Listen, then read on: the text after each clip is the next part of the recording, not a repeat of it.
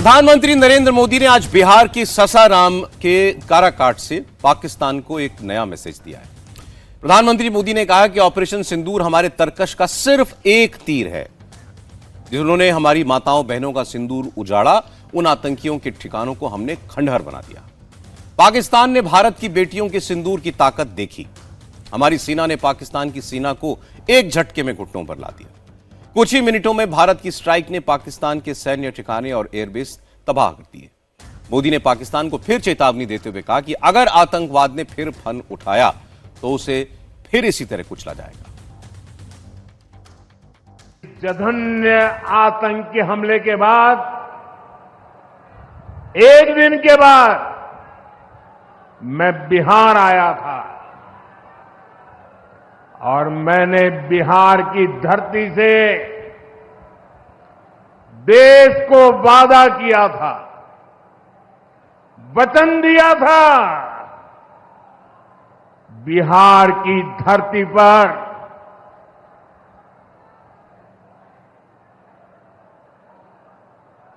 आंख में आंख मिलाकर हमने कह दिया था,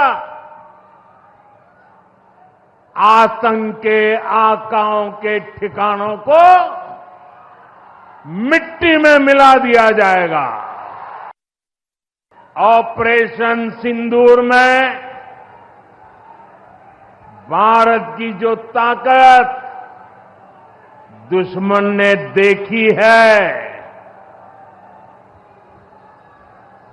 लेकिन दुश्मन समझ लें ये तो हमारे तरकस का केवल एक ही तीर है। आतंकवाद के खिलाफ भारत की लड़ाई न रुकी है न थमी है। आतंक का फन अगर फिर उठेगा तो भारत उसे बिल से खींचकर कुचलने का काम करेगा।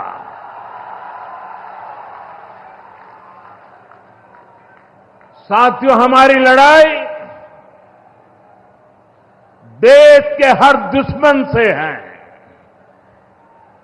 फिर वो चाहे सीमा पार हो या देश के भीतर हो।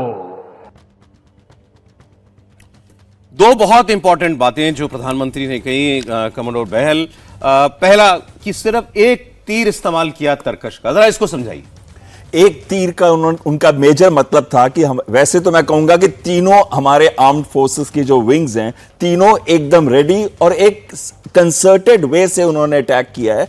लेकिन साथ में जो इंटीग्रेशन आर्मी और एयरफोर्स का था, इस बार नेवी का मेनली पोस्चरिंग थी, जहां पे उन्होंने ये कहा कि अगर नेवी का इस्तेमाल होता तो उनका पूरा का पूरा सी डिनायल हो जाता। लेकिन एयरफोर्स और आर्मी का जो इंटीग्रेशन था, जहां पे हमने उन सिस्टम्स का इस्तेमाल किया जिन्होंने बॉर्डर भी नहीं हमने हमारे जहाजों ने क्रॉस किया, या फिर हमारे वेपन सिस्टम्स जो बॉर्डर के पास से लॉन्च किए गए थे आर्मी के द्वारा, तो वो वाले सिस्टम्स ने कोई भी बॉर्डर क्रॉस नहीं किया, सिस्टम्स ने नहीं किया। लेकिन मिसाइल्स, ड्रोन्स ये जरूर गए और ये इतने एक्यूरेट थे और इतने प्रिसाइज थे कि कोई भी कोलेटरल डैमेज नहीं हुआ।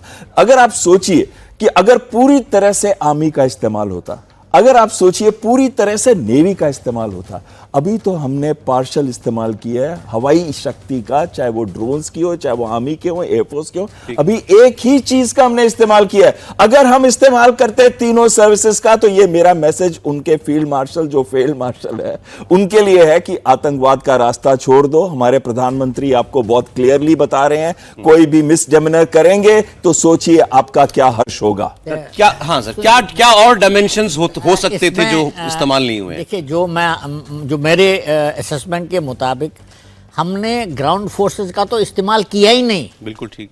इनफैक्ट ग्राउंड फोर्सेस का एक छोटा सा बाग एंटी एयरक्राफ्ट डिफेंस सिस्टम, उसका इस्तेमाल किया गया।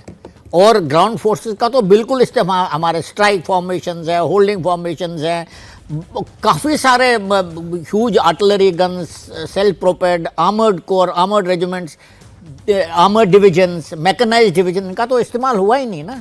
तो हमारा सिर्फ जहाँ तक आर्मड फोर्सेस की बात है, आपका एडी और एयरक्राफ्ट, नेवी का इस्तेमाल नहीं हुआ, ग्राउंड फोर्सेस का इस्तेमाल नहीं हुआ, सिर्फ एक ही डायमेंशन, इनफैक्ट वो डायमेंशन भी जो है वो भी बहुत ही एक छोटा सा, मैं मानता हूँ 15 से 20% इस्तेमाल हुआ। एयरफोर्स का भी, एयरफोर्स का भी, बिकॉज हमारा अगर आप देखेंगे ना, जो हमारे भारत के पास ताकत है, कम्बैट स्ट्रेंथ है, उसका मैं 15 से 20% इस्तेमाल हुआ होगा। ग्राउंड फोर्सेस का तो बिल्कुल ही इस्तेमाल नहीं हुआ, जैसा होता है कन्वेंशनल वॉर में। अब तो मेरे ख्याल से यही एक दूसरे, जो उन्होंने दूसरी बात कही कि ये लड़ाई जो है हर दुश्मन के खिलाफ है, चाहे वो देश के बाहर हो, वो तो समझ में आता है, या देश के अंदर।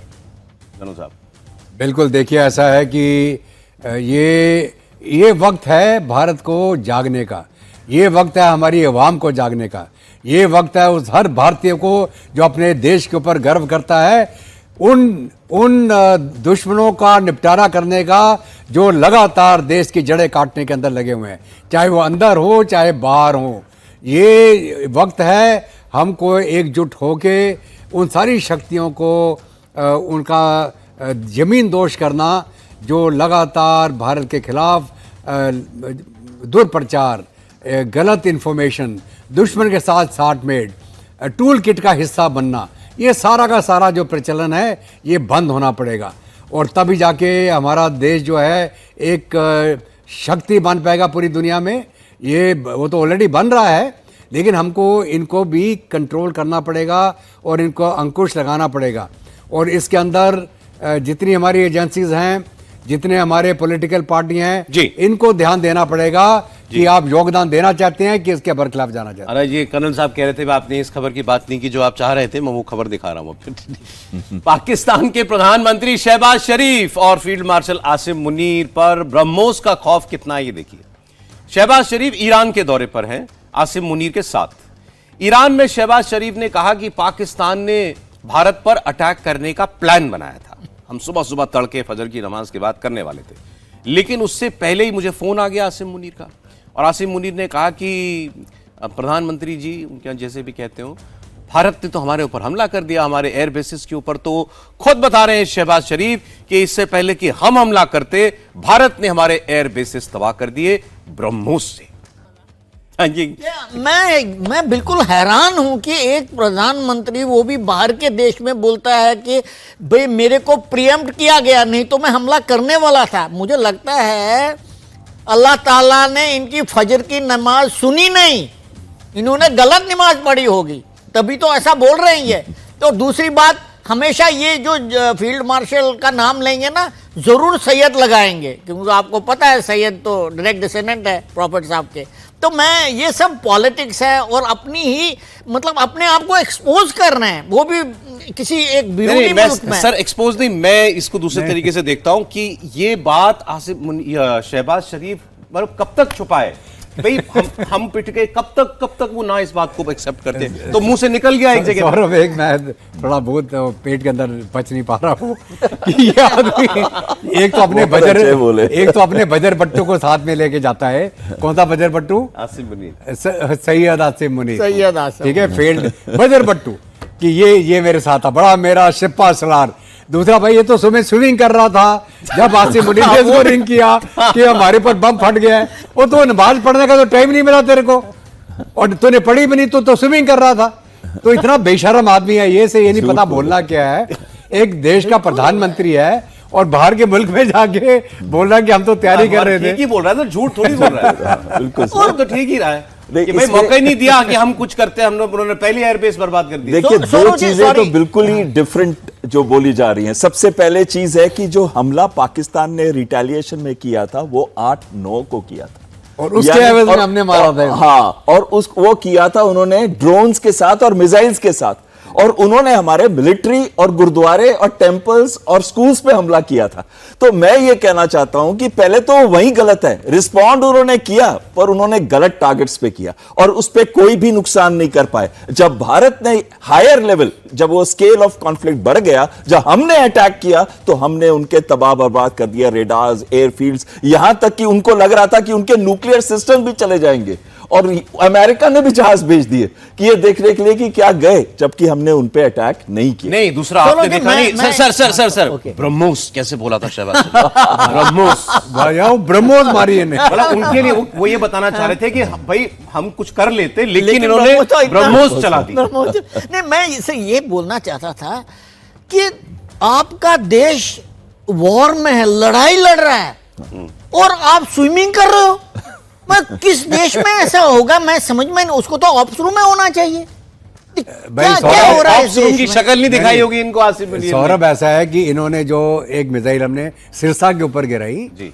हमारे जो ब्रह्मोस का स्ट्राइक हुआ उसका रिटेलिएशन था। Exactly, क्योंकि बिल्कुल इन्होंने सही। उस लेडर को दिल्ली को टारगेट करने की चेष्टा वो करी बीच थी, में और ये जो नमाज की बात कर रहा है ये कर चुका था मैं वो। फिर अंडरलाइन करना चाहूंगा सर, जिस तरीके से इन्होंने कहा ब्रह्मोस, दैट मींस ये ब्रह्मोस को अचूक मानते हैं। इनको पता है कि ब्रह्मोस चली तो हम फिर कुछ नहीं कर इसमें कोई डाउट ही नहीं है कि इस समय कोई भी ऐसा एयर डिफेंस सिस्टम नहीं है जो ब्रह्मोस को ले सके, क्योंकि ये ना केवल सुपरसोनिक है, ये जमीन के इतने पास उड़ती है। और खासकर हमारी प्लानिंग के बारे में बात नहीं हुई, इतनी सटीक प्लानिंग थी कि हमने गैप्स को भी आइडेंटिफाई किया ताकि अगर कोई प्रोबेबिलिटी ऑफ इंटरसेप्ट भी हो तो वो ना कर सके। ब्रह्मोस को आज कितने देश चाहते हैं खरीदने के लिए, बैटल प्रूवन हो गई है। इतने सारे एयर लॉन्च क्रूज मिसाइल्स हैं, लेकिन जो ब्रह्मोस है वो ना केवल ग्राउंड से लॉन्च की जा सकती है, एयर से, सी से और सबमरीन से भी लॉन्च की जा सकती है। ये एक बहुत बड़ी कैपेबिलिटी है। $375 मिलियन में हमने इसको बेचा है फिलीपींस को, लेकिन और कितने सारे देश मांग रहे हैं। आप देखिएगा हमारा डिफेंस एक्सपोर्ट्स कितना ऊपर 17 जाएगा देशों को एक मैं बार। तो मैं सर actually चलते 17 आपको एक बार मुनीर का भी बता दूं, क्योंकि कोई बयान सच तो नहीं आया, लेकिन वो किसी गैदरिंग में बोल रहा था आसिम मुनीर, तो वहां उसने कुछ बोला इंडिया के हवाले से। तो ये पाकिस्तान का आर्मी चीफ आसिम मुनीर, इसकी दुखती रग फिर उजागर हो गई है। मुनीर ने कहा कि इस्लामाबाद मतलब पाकिस्तान पानी के मसले पर कभी समझौता नहीं करेगा, क्योंकि यह देश के 24 करोड़ लोगों के मूल अधिकारों से जुड़ा हुआ है। आसिम मुनीर ने यह भी कहा कि पाकिस्तान कभी भी भारत की सरपरस्ती स्वीकार नहीं करेगा। वो ये भी कह रहा है कि भारत को यह समझना होगा कि पाकिस्तान ना तो कश्मीर को भूलेगा और ना इसे छोड़ेगा। जनरल मुनीर ने यह भी गीदड़ भपकी पाकिस्तानी यूनिवर्सिटीज के एक सामूहिक कार्यक्रम में दी है। तो मतलब भाई सरपरस्ती तो हमने तुझसे कहा नहीं, तुम्हारी कबूल कर, तमीज से रहने को कह रहे हैं, शांति से रहने को कह रहे हैं, पानी पर बड़े सर दर्द। बिल्कुल, देखिए ऐसा है कि ये तो शुरू से बोल रहे थे आपने पानी रोका तो एक्ट ऑफ वॉर हो जाएगा, यहाँ पर खून की नदियाँ बहेंगी। भैया बहा के दिखा तो खून की नदी है, हम तेरे को दिखाएंगे कि खून की नदी कैसे बहाई जाती है और हलाल और झटके का अंतर क्या है। हमने किया तेरा झटका, ठीक है, और तू खून की नदी बहाने की बात कर रहा था। अभी तो हमारे प्रधानमंत्री साहब ने बोला हम तो सिर्फ अपनी डीसिल्टिंग कर रहे हैं, हमने तो कुछ किया ही नहीं है। अभी से रोना शुरू हो गया तुम। कराची के एयरफील्ड में हवाई उसमें एयरपोर्ट में तो हाथ धोने का पानी भी नहीं बचा तुम्हारा, वो भी दिखाता पीने हूं। का आप छोड़ो। तो मेरा कहने का मतलब यह है, ये आसिम मुनीर, ये भारत से गया हुआ मुहाजिर, ये पंजाबी था इसलिए बच गया। और मेरे को तो एक्चुअली अचंभा हो रहा है पाकिस्तान के सुन्नी पॉपुलेशन के ऊपर, आपने इसको क्यों बिठा रखा अपना सरपरस्त? आपको मालूम नहीं कौन है ये? तो आप इसको हटाइए। आप भी पूरी आग लगाना चाहते हैं। बिल्कुल इसको तो छोड़ना नहीं चाहिए।